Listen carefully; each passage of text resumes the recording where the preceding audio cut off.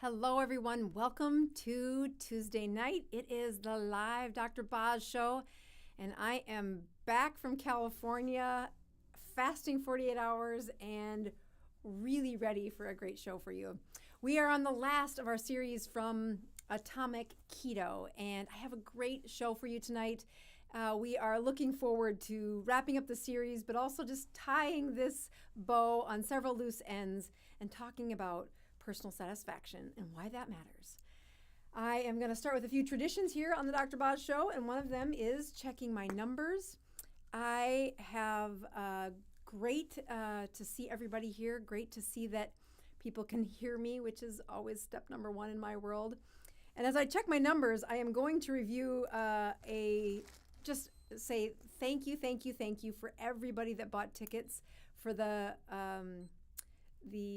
Metabolic Health Summit. I was not disappointed. I was not disappointed. It was incredible how much the first year, this is the fifth year they've done it, and I'm looking back going, I'm pretty sure I went to the first two based on the year. And the first one was here in Florida, so we're going to check ketones here. The second one was here in Florida, and then they've all been in California. And the first year when I was at the Metabolic Health Summit, I felt like maybe I knew 25% of the information, and that's kind of rounding up. Ketones 1.2, glucose 90. Definitely could have guessed that my glucose was going to be higher like that because despite fasting for 48 hours, I am sleep deprived. I definitely did not sleep well once I got home last night, and there is something about not sleeping in your own bed. It's like, oh, I feel a lot better. But this time, the fifth year, I still learned a lot, but I felt so much better knowing that the information that I'm telling you, that I'm teaching you, that I'm writing about, that I'm sharing with patients, that I'm using in my support group, it is totally spot on. And I feel so grateful to have caught the wave of this learning curve when I did, and continued to just reap the benefits for knowing it well. And again, it's due to this conference that I can say that out loud. So thank you. I will move the sound microphone a little closer for those that said the sound isn't great. I do feel like my voice is just muted for some reason. I'm tired. I'm definitely tired. The flight that is a direct flight, and now that I live in Tampa, those things actually exist. But let's do this fella here. We're going to do a couple of other things. But the flight that direct flights didn't happen to South Dakota, but boy, I did not get home until 11:30, and then I had our support group early this morning, so I'm definitely dragging a little bit. But here's to some ketones, and I feel really proud of myself that I made it 48 hours, even with yucky plain food being offered to me when I was kind of crabby. So I feel like I won. I'm going to drink some raspberry ketones tonight. And I wanted to say a couple of things. I got to sit in this lecture hall for the last, Thursday, Friday, Saturday, and Sunday, watching people give presentations, and some of them did awesome, but others I kept saying, you need to practice more. So I am telling you, I am practicing for my speech in KetoCON. I am so excited for what we get to reveal and talk about. And the first 600 people that come to our booth at KetoCON get a really cool gift, but it's a gift that the gift sounds too little. This is a huge, maybe intervention. Okay, that sounds scary. But our team is looking forward to it. We've got some product we're going to give away, but we also have a new reveal of a test, and my whole lecture is designed around teaching about it. I actually gave some of those slides this morning at our support group here in Tampa. Again, if you're looking for a support group and you're in the area, please come visit us at 4809 North Armenia. Here we have it every Tuesday morning, even when I'm sleep deprived, from 8 to 9, about 9:15, and then I hop over and start doing things at the clinic, and I will definitely be the people who are coming to group are hearing the foreshadowing of how to do this, and I'm really thankful for them to show up, to ask the questions. And there is a promo code if you want to come to KetoCON. For the 3-day pass, you do get $50 off. And I would really encourage you to support the places where the keto doctors are going to speak. One of the dangers of having a conference right after COVID has been, how in the world do you predict how many people are going to come, and are the people who are hosting the event? I mean, that's not the biggest moneymaker. I know that it sounds like a lot, but it's incredible how difficult it is to predict and then to just put the money down and put them up front. So I just want to say hats off to Robin and her team setting up KetoCON. And I'm super thankful to be a part of the team supporting her by listing the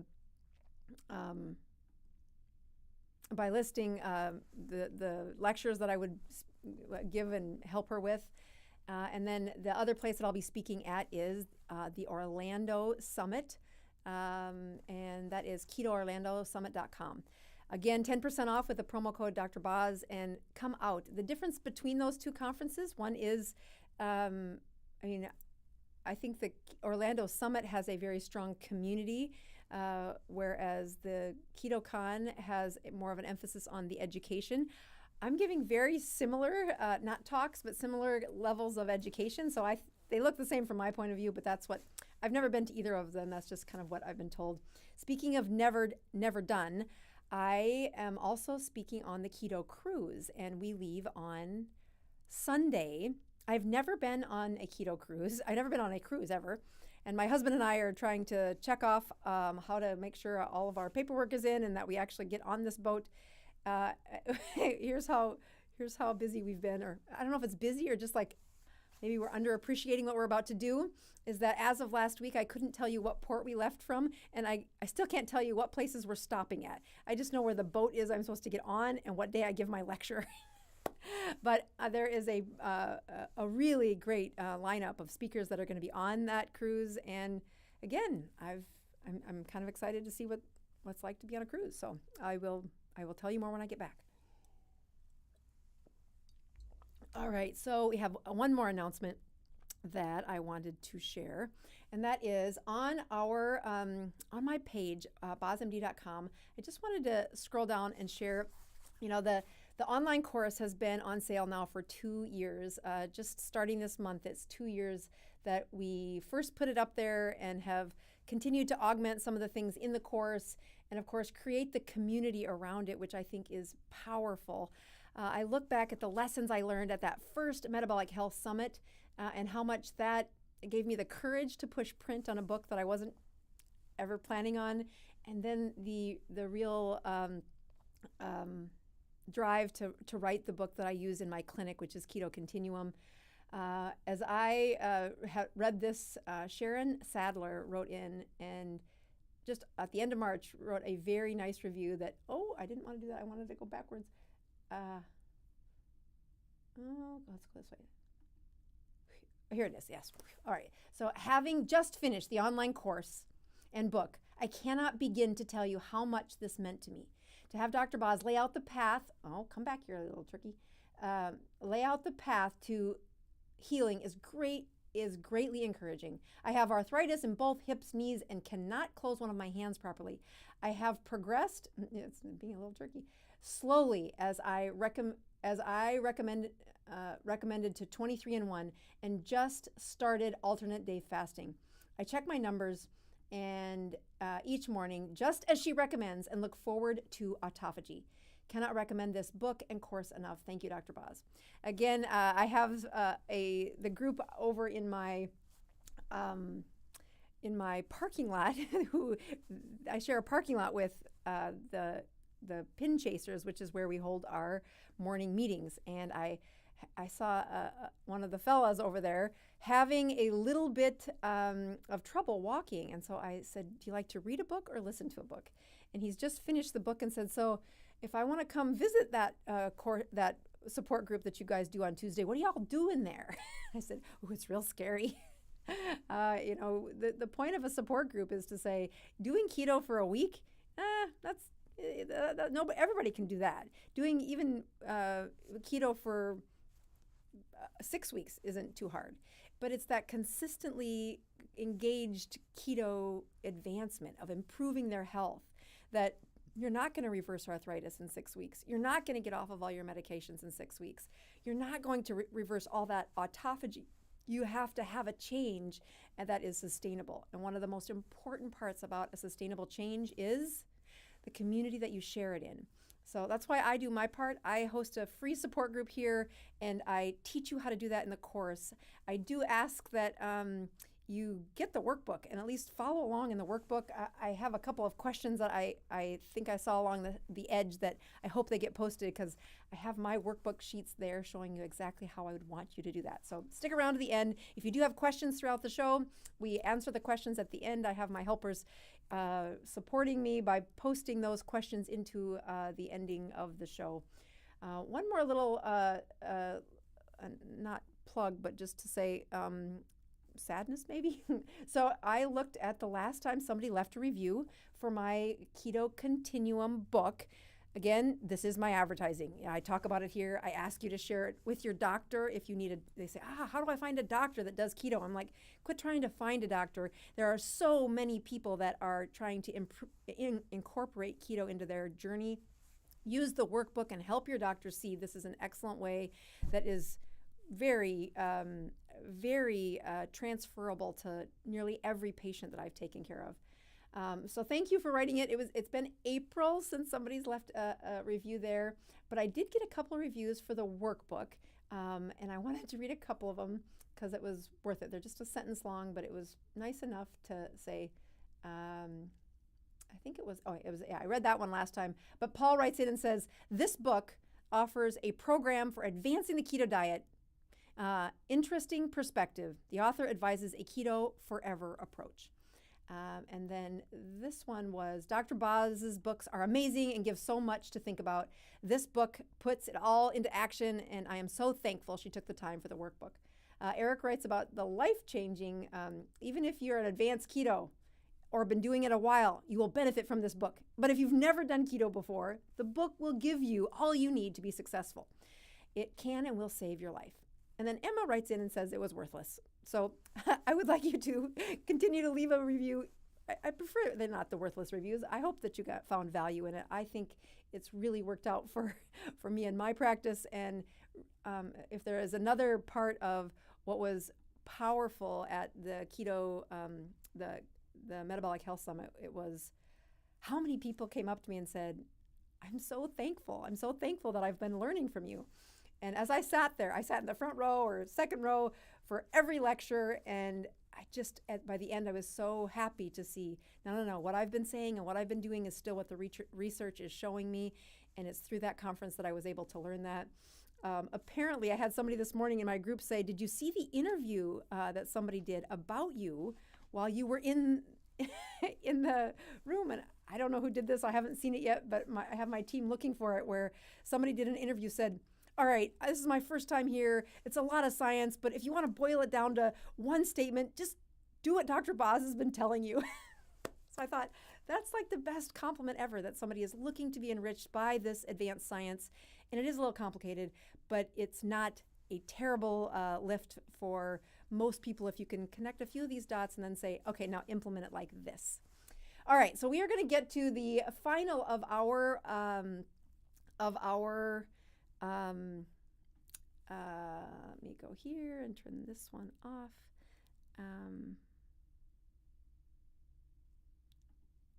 There we go. Final of our Atomic Keto, and this is James Clear's book. I have it in the other room, but today I brought it with me. Atomic Habits. If you haven't read it, if you're struggling with habits and you want to know how we apply them on the Keto Continuum, between my summaries here on the live show, and Michelle has been helping with the emails, telling her story, telling how she's implementing some of the steps to improve her keto habits.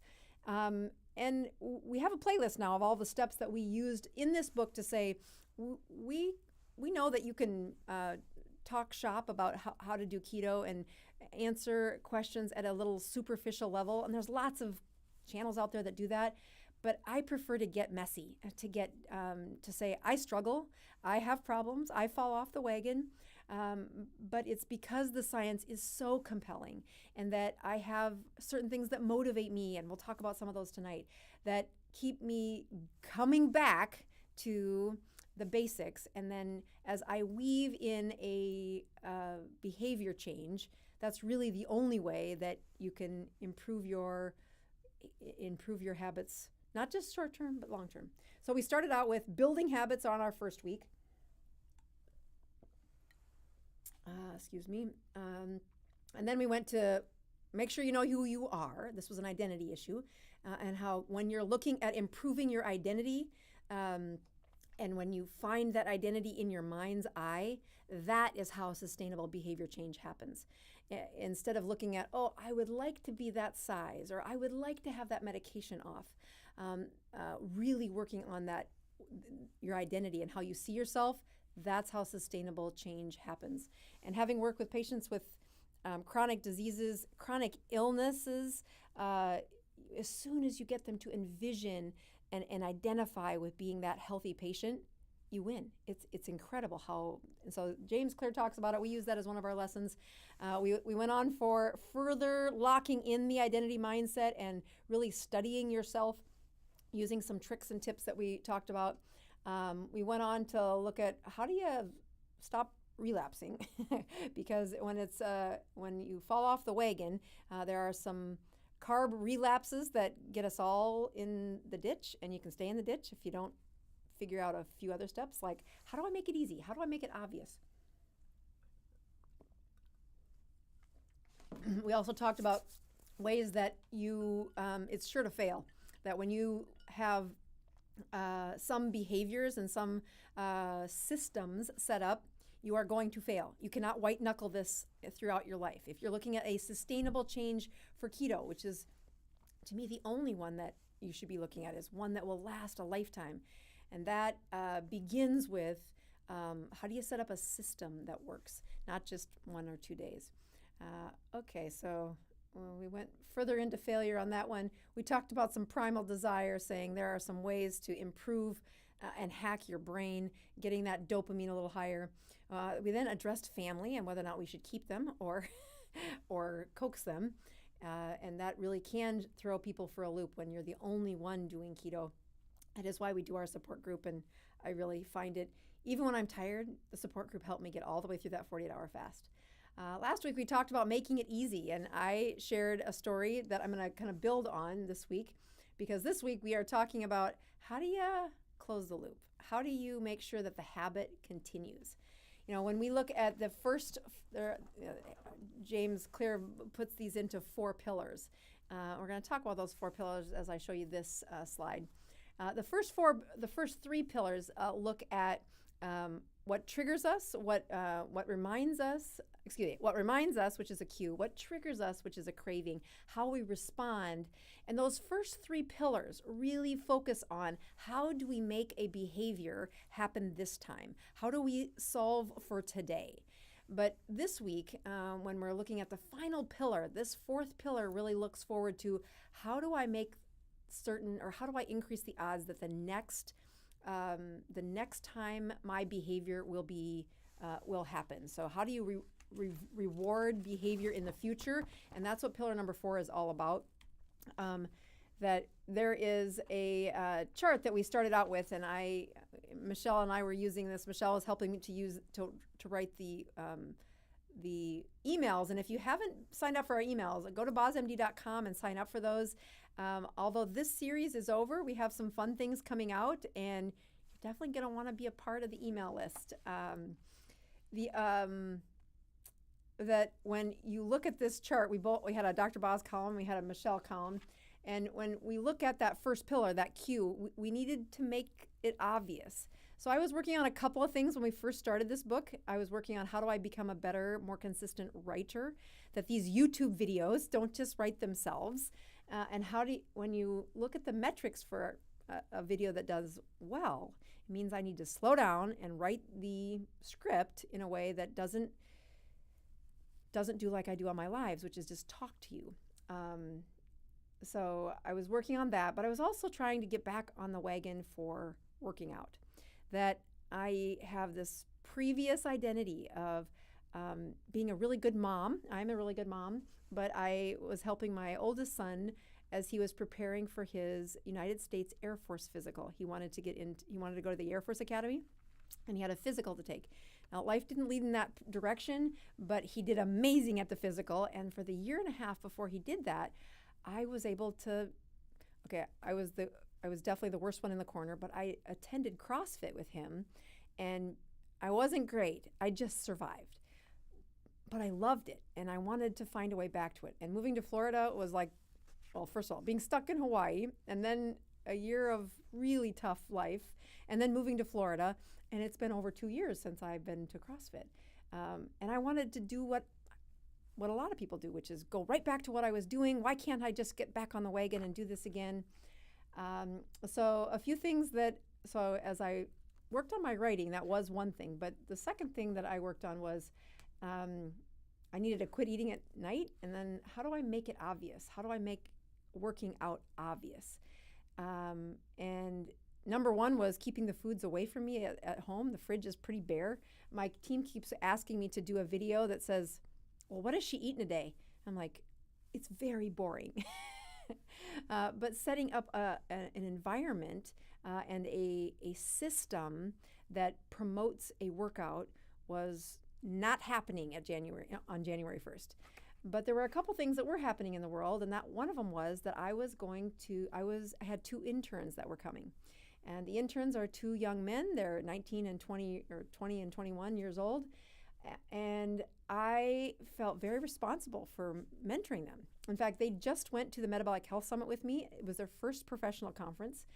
And I look at the behavior they had at the onset. And as I said, all right, I want to create a system. I want to create a work environment where exercising is rewarded. And so the first setup was getting them to work out. I said, I'll pay for your workout.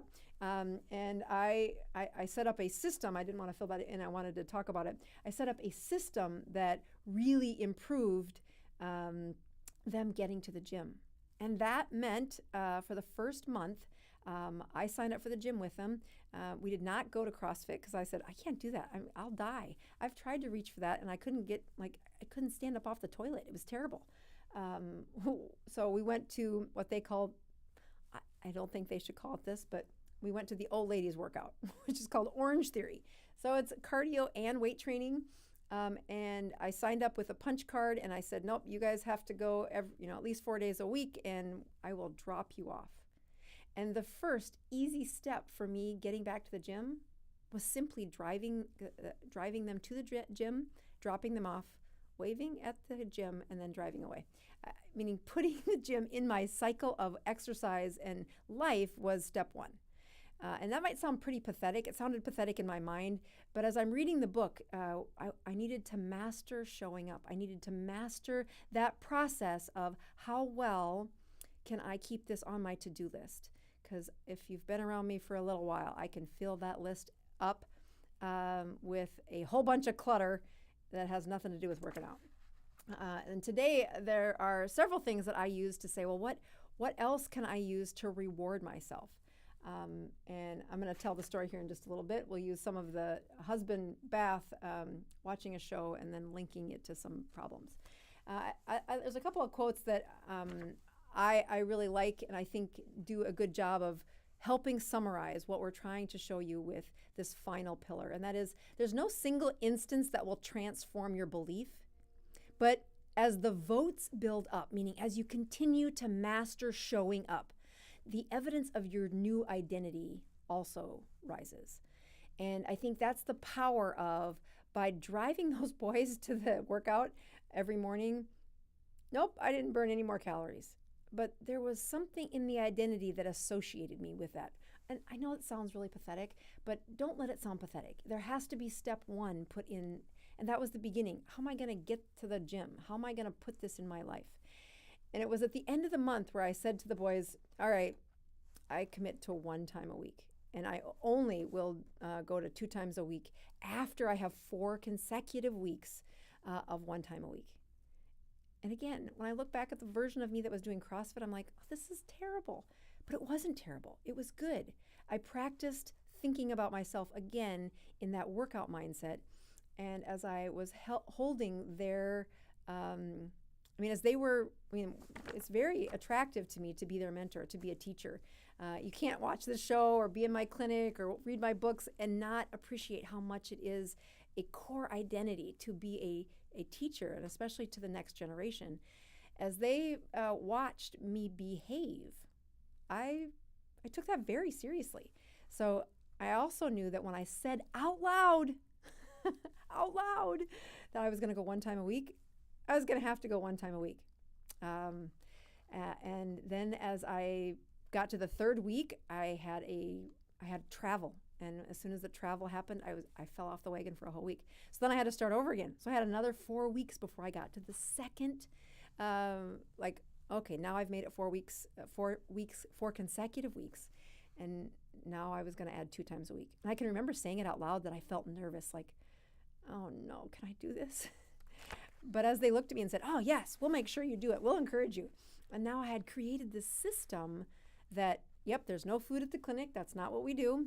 And yes, we now have 2 other people who, I'm terrible. I'm not, it's been a while since I worked out. So the first few times where they want me to run for a good 20 to 30 minutes, I'm like,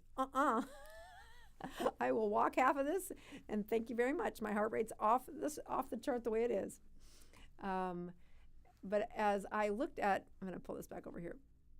As I looked at some of the other things that said, when you are, the cardinal rule of behavior change, you have is to reward it with something satisfying. And although one of the things that we did as a group was afterwards, Orange Theory has metrics, and we would share, well, who had the most, they call them splat points, and it's when you're in the higher zones of 3 and 4. Every minute that you're in those higher zones, you get a point. And it's relative to age, so it was almost fair. That reward needed to be short term. And as we got into the rhythm of doing that, there was a second reward. And I brought a show and tell so that I could show you this. Because as you link reward, as you find something that's satisfying, people are like, oh, and they'll put a gift for themselves, or they'll put a money someplace, but it has to be linked with something short term. And you say, well, what could that be? And I want to point out to you that when Pavlovian's dog was trained to salivate because the person who fed him rang the bell, that was a learned reward, a learned satisfaction. And to reward yourself immediately after your behavior, or in very close approximation, not days or weeks later, but immediately afterwards, is the way to begin a habit, linking it to something close. Michelle writes in her email this week that we both, as we talked about some of this, there was a salesman who put a paper clip in a jar after he made a call, and you're like, oh, how could that possibly be that rewarding? Until you start to do something like that yourself. And the process of the accomplishment, sometimes I've had times where it was the check mark on the calendar that I got to mark it again and mark it again and mark it again. And Michelle was using a glass jar with marbles. And every time she got home from the workout, she would put the marble into the jar, and the sound of the marble on the glass became rewarding. So I got rewarded by comparing myself to these 2 young men. And even though I was terrible, it was great. It was great.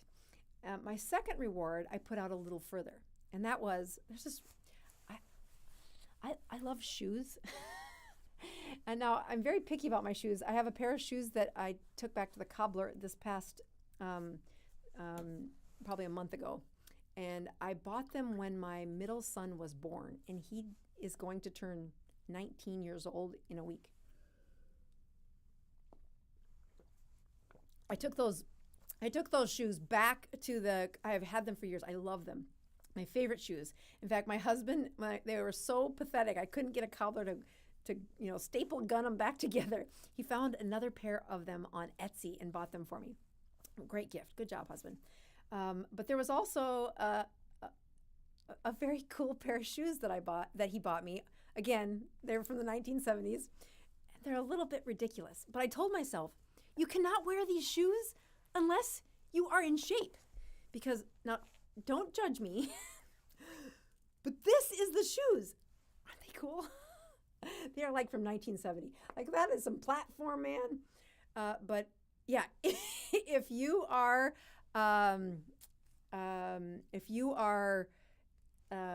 hurt yourself, it better be with a really cute pair of shoes. So I said, you cannot wear these really cute pair of shoes until you have exercised 2 times a week for 4 weeks in a row. And I set the shoes out. I put them in a place where I could see them as I came home. Yeah, my husband bought these off of Etsy as well, and they're old. They're like from 1970. And the first time I wore them, the leather was so old that I walked right out of them. Like the leather came right off. So when I took them to the cobbler, he said, "Are you actually going to wear those?" I hadn't worn them yet because I wasn't in shape, but I also, not sure I could. But I said, all right, I'm going to. It's a little bit ridiculous. They are really high. And they're not like steep high, they're platform, but yeah, that's dangerous. I'll tell you, I felt so pretty the day I wore them. And it was because my reward was something I kept watching. I kept linking my behavior to, and it truly provided joy. It truly provided joy. And my husband's like, you are a little bit ridiculous. My son called them stilts. I thought, maybe. All right, one more little thing I wanted to wrap together, and that is, this is the last time we are going to talk on atomic habits, so I wanted to link together a couple of things.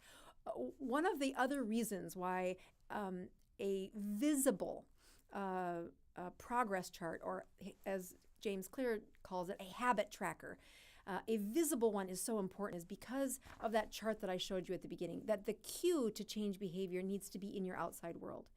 And although we talked about how important that can be for the moment, for what life is doing for you today, when you look at the satisfaction reward, that ability to reward yourself immediately, giving that pleasure back to yourself right away after you do it, it is linked to the sustainable behavior for next time.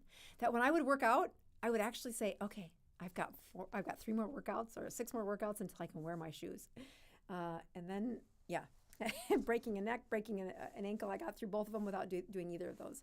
But having that visual cue is one way to keep that reminder, having that habit tracker visible is a reminder to keep you going.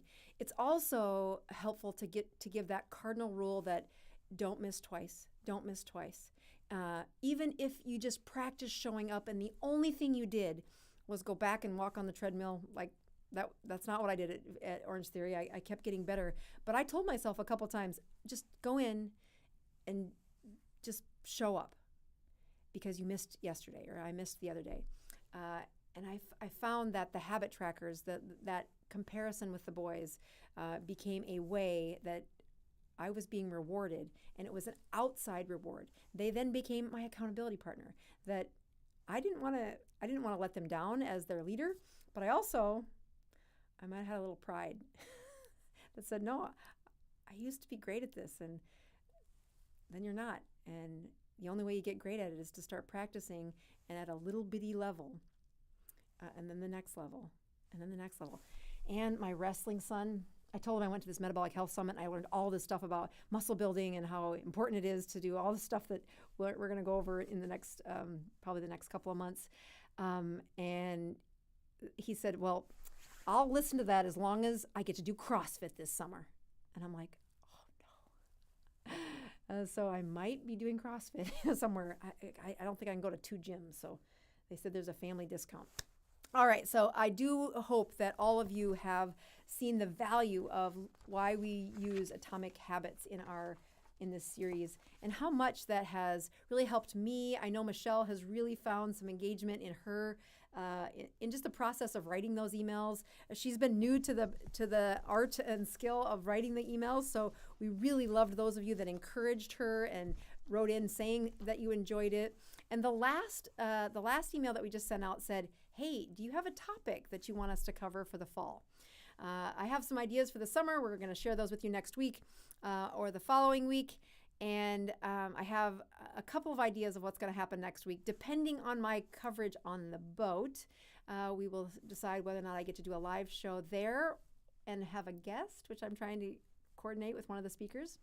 Or if you have one of my favorite lectures that I've had in the bank, and we will upload and it's about a 40-minute lecture, and it is truly not something that is a typical YouTube video. It's about keto, but it's also a powerful why. So it gets a little bit more personal into my life, actually. All right, so we are going to hop over, and I'm going to close a couple things here. We are going to open up we've got a couple of questions here, and the team is actually doing a really good job of posting them already. And I have another thing set up that one of the interns went back home. His sister is graduating from high school, so he went home to be with her. So I had to set up my show all by myself tonight, but I think I've got it. So we're doing good. No sound issues so far, and everything is, he's made my life a lot easier. So, all right, let me go to here, and then we are going to take away this one and this one, and we are going to, oh wait, wrong one. Dang it. This is the one I wanted. Okay, so looking here on May 10th, Mary writes in. All right, so these are the questions that you guys have written in while I've been talking away. And my team has been trying to sort out which questions fit with what we've been talking about. Or they also know what stuff I like to mention. So here is the improvement here are the questions for tonight. So let's start with Mary C. writes in and says, been fasting for 51 hours. Wow, good for you. Congratulations. Water and electrolytes. I checked my numbers, and they were blood sugars in the 50s and ketones 6.7. My mojo said my ketones were too high. Should I be worried? And I would say no, Mary. When you're looking at the metabolic stress of fasting, I'm going to see if I can make this other thing work. So give me just a second here to see if this does what I think it's going to do. Oh, goody. Yeah. So when I look at this, in a metabolic shift, if you've been in a support group and you have a newbie come into the support group, and they're in this part of the, there we go. They're in this part of the series. They will have ketones, and if we check ketones in the group, they all have the highest ketones. And you get this hairy eyebrow from some of the people that have been around the block a while saying, how did they get their ketones so high? Because as their metabolism adjusts and they move into this area where they are now in their baseline metabolisms, their metabolisms stabilize. They become metabolically adapted. And now we say, well, the third stress, and you're doing exactly what I ask people to do, the third stress is to push on your metabolism, is to stress it. So you're working up, past that 48-hour fast. And I would guess that this is one of the first 51-hour fasts, or maybe it's within the first half dozen longer fasts where it's clean. It's electrolytes, and you're doing a good job. But it's a stress. And just like those newbies had a metabolic stress when they first went keto, and their ketones went way up, and everybody in the room was a little jealous because how did you get your ketones that high? Well, it isn't about the high ketones. It's about the stress that your metabolism is doing. The comforting part is a ketone is a water-soluble molecule that you can burn as energy. And if you have an excess amount of it, you will put it into your urine. You will pee it out. So what a great weight loss plan, first of all, if you're trying to lose weight. But it also points out that there is an escape trapdoor. So you will push them high. Your body doesn't do that forever. It does that whenever you change or stress it in a way.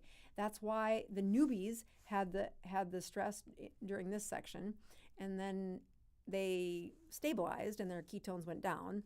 And now as they return to that stressful time of their metabolism by fasting, that ketones will go up high. So I know that there's things that the ketone meter will say, but it's really not. That's not a concern. All right, can you explain? I saw this one too. Can you explain why my heart pounds when my ketones go up? So again, just like that last question, he's asking if it means the cortisol's up. No, it might be a little norepinephrine. It might be, depending on which way your ketones went up. But either if it's ketone production or ketone consumption, I think that was one of the most powerful things that I learned this at this Metabolic Health Summit was, I'd learned this before, but I kind of forgot, or I hadn't been saying it as much, where the metabolic stress that you do when you consume ketones, the first place I learned this, I did not start out saying this. The first 2 years I taught keto, I thought, no, you should just make your ketones. You don't need to stress your metabolism. You don't need to swallow them. You need to stress your metabolism. And although that's true, there are many people that are insulin resistant and they're metabolically broken. And when we study them, we can see that they get a response that we know that ketone in circulation is a signaling agent. So as the ketones were high, even by exogenous ketones, they were drinking their ketones like I'm doing here. It would signal that rise in norepinephrine. It would signal a hormonal shift. It would signal the DNA change that we're trying to get in an autophagy state. Clearly, when you do it yourself, that chemistry change lasts longer. But some of those physical responses, like palpitations, that higher heart rate, or that more aggressive heart rate. Most often, when people have a high ketone, it accompanies a wringing out of their inflammation. So if you look at the short term, like within a half an hour or maybe an hour and a half of pushing those ketones high, they will start to diurese. They will start to push fluid out through their kidneys. And as they do that, it changes the intravascular volume. So there's less circulating liquid in your blood. And that requires that the heart will pound harder. What's very interesting is it is not often correlated with an excessively high blood pressure. I would encourage you to check your blood pressure, but I would bet that it's not a high blood pressure. It is a high heart rate and high palpitations, meaning the heart is really squeezing and having a high stroke volume, or having that high contractility. And with that lower blood volume, they feel the palpitations more. So it's a very common question I get, so thanks for asking that one. But it is, I can tell on today, I was tired. I was like, oh, I can do this. And then I felt my heart rate go up about 40 minutes before the show started, going, oh, there goes my ketones. All right, let's go to the next question. Bobby writes in, 65 years, OMAD, 15 months, lost 70 pounds. Praise God. That's awesome. And he said, lost 70 pounds, BMI 25. Good job. Ketones consistently. That's great. He says, though, that they're consistently at 0.5 and blood glucose is 85. Okay. A few 36 and 48-hour fasts. I eat a lot of greens with proteins. Net carbs daily, 25 to 30. How do I deepen ketosis? Oh, well, there were several lectures about this in California. So to look at the 3 ways that you can, first of all, you're doing great. Look at the improvements. There is not a prescription out there that could give a 65-year-old that kind of return. That is, you win, you win, you win. Congratulations, Bobby. But I would continue to push you. And again, James Clear writes about this in his Atomic Habits, this last section, where he says, when you find stability, to push people so far in their extreme, like, oh, I have a good habit, now I have to do better, now I have to do better, now I have to do better. It needs to be challenging without being boring. And I think that really helps to show you where I'm going to try to have you thread the needle with what you're doing with your metabolism. Because you've got some good numbers, and that the ketones they are in ketosis, but we want you to stress your metabolism. And you're doing one of the ways, which is denying food, 36 to 48 hours. Very good job. I would encourage you to try to reach for the 72 hours if that's something that you're ready for. If you've only done a couple of 48s, I like to have them do like 6 48s, successful 48s before they reach for 72.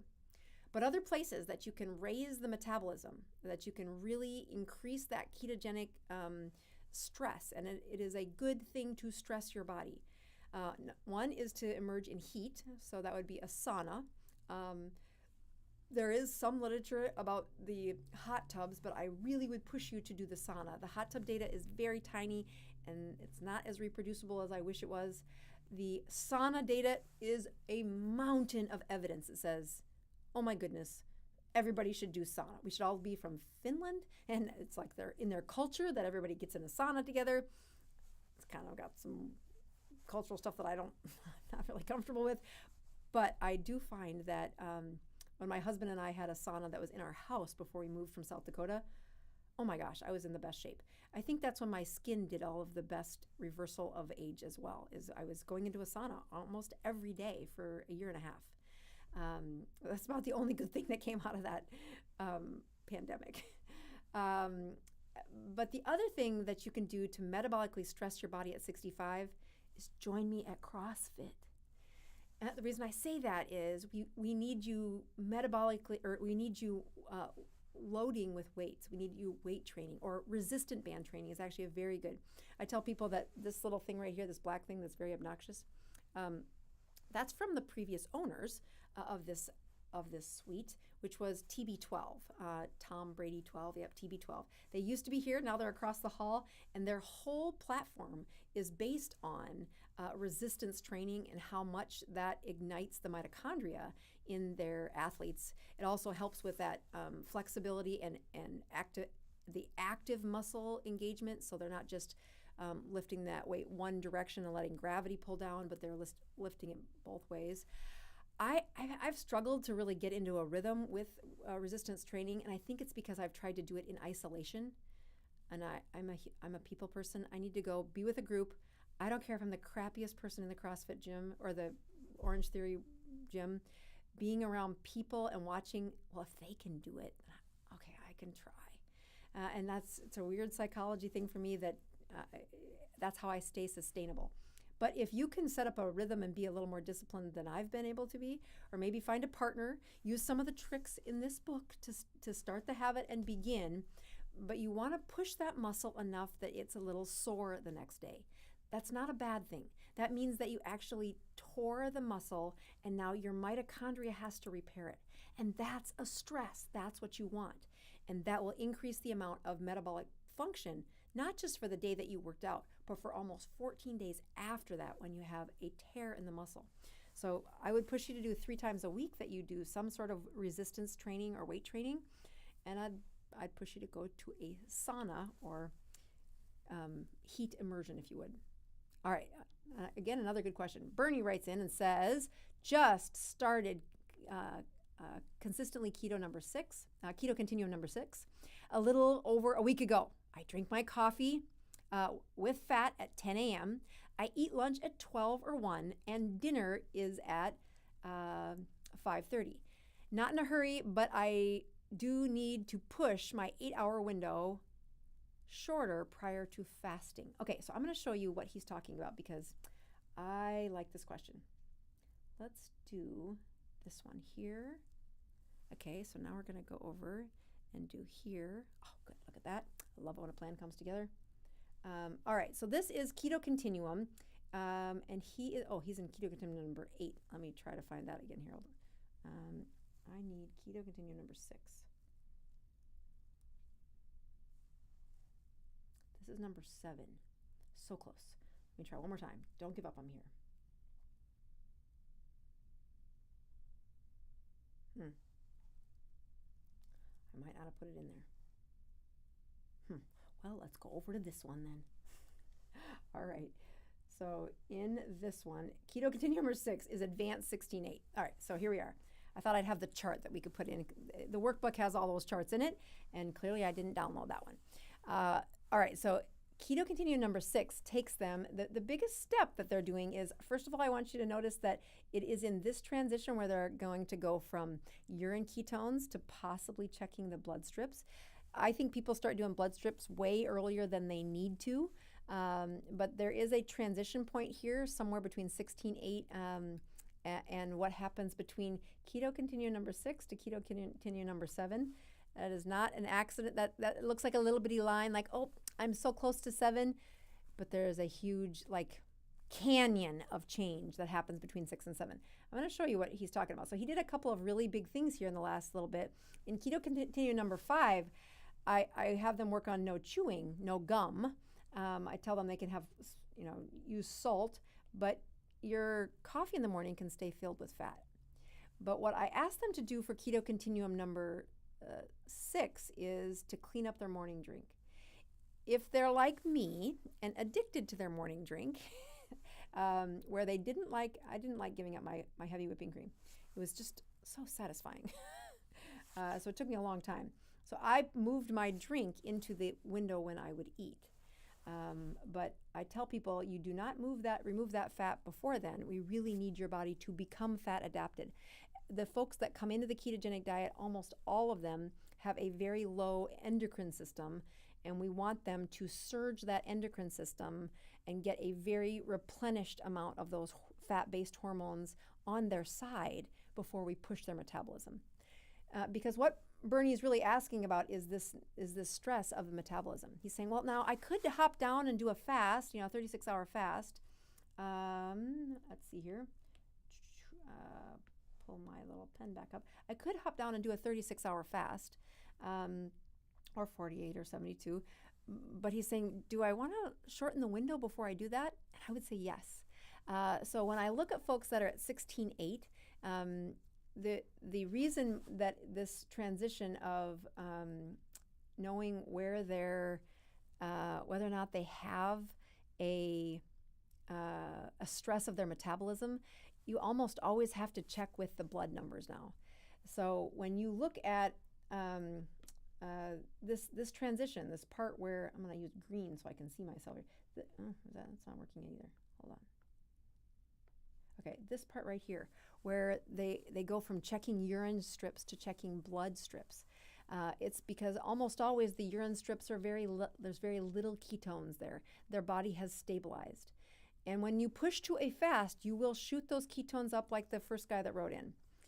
But I contend there's a better way to cinch down that metabolism, like really hone in that power of flexing your metabolism before you advance.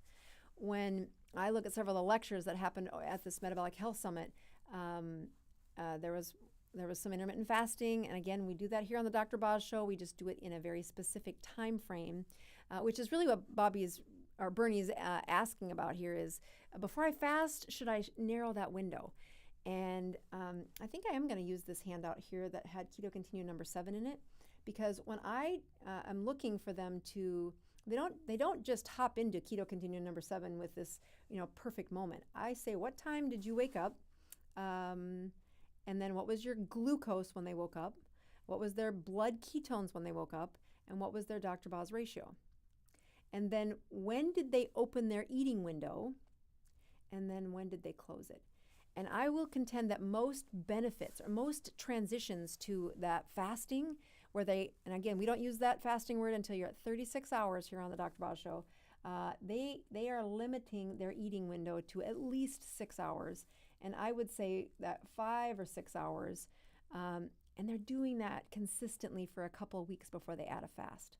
So a fast is a very strong push, but if you push, it's like the tortoise and the hare. If you push and you fast, but your eating window is still wide all 8 hours, most of my adults with a chronic inflammatory problems, they cannot reverse those problems with short sprints. They have to reverse it with a consistently shortened window of eating. And you are not, just like we talked about in Atomic Habits, you're not going to be great at it the first time. Practice showing up. Get that tribe around you. Find an accountability partner. The lessons that we go through in the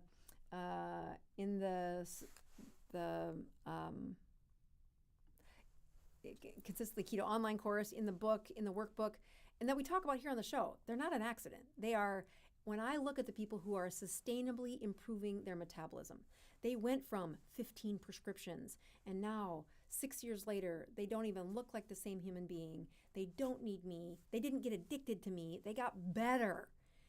They did all these things, and they didn't rush to them. They didn't say, okay, I'm to keto continuum number 6. I now have my eating within 8 hours, and then they smack into a fast next week. I would shorten the window.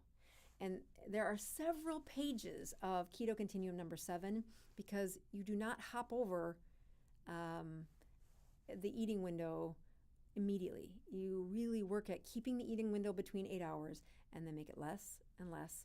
And most people live in that 4 to 5 hour eating window before I ask them to step over to the fasting side of life. All right, I'm going to pull up my numbers and see if I can check my, I'm going to sleep well tonight. I'm telling you that now. I'm going to check my numbers, and we're going to do one more question here while I get my numbers going. Okay, Teresa writes in, question, 4 years into keto. Woo-woo! I hit my target weight and have maintained it for 3.5 years. She is OMAD, or 1 meal a day, and have regular extended fasts, eating clean. Why do my blood glucoses hang out in the 90 to 110 even while fasting? Yeah, there is this beautiful thing called glycogen, and it truly has a memory. And when you have a huge amount of memory storage, and you say, okay, I have not had, look at how great she's doing. Look at the number of successes she has just in that check-in there. But I would contend that I bet her mitochondria are a little wimpy. So how do you get stronger mitochondria? She's doing one thing. She's exposing them to that OMAD, and she's doing some extended fast on a regular basis. So she is stressing them, but her glucose in her muscle, and it is one place, so ketones 2.2. Oh, shoot. Oh, man. Gotta get, she needs to stress those muscle, the muscle where her glycogen has been stored. Again, you store glycogen in your liver, and you store glycogen in your muscle. Because the muscle is so much bigger than as far as like cellular storage space, so much bigger than your liver, 2/3 of your glycogen comes from your muscle. And if you are having high blood sugars despite doing all of that, you probably need to find a way to make those muscles. So my glucose did go up. I actually think I'm going to check it one more time because I just licked my finger. I'm like, oh, I bet that isn't what I bet that's not a real number. We'll see. We'll check it one more time. So yeah, glucose of 90 to 100 does say, I would love to know what your average blood sugar is. The way you do that is you look at hemoglobin A1C is a good way to check that. Or if you have the resources, a continuous glucose monitor. We have some great lessons about those coming up. So stick around. Let's see if this turns out to be as high. Again, ketones 2.2, 103. So my blood sugar went up. You can tell I am tired. My metabolism is not as good as it usually is, but I'm sure I should go for a workout, but not tonight. All right, we have several other questions here, but I am going to call it a night. I do want to say, those of you that are going to be on the Keto Cruise, I look forward to meeting you. My talk is on Friday. I have a couple of other folks I'm so excited to go listen to their talk, and I really appreciate those of you that have continued to support this channel by recommending the books, by leaving reviews.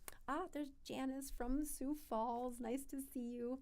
I did at the beginning of the show, and I think I can still put it here if this works right.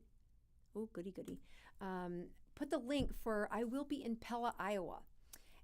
June 2nd and 3rd, Pella has sponsored my Brain Talk.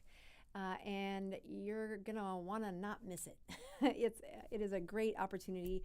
Pella, Iowa is a little bit of paradise in the middle of our country, and I think this is the fourth time. I was trying to think, is it the fourth or the fifth time that I've done this talk for their community? And I love what they do. I love how generous they are to the people that have really been struggling.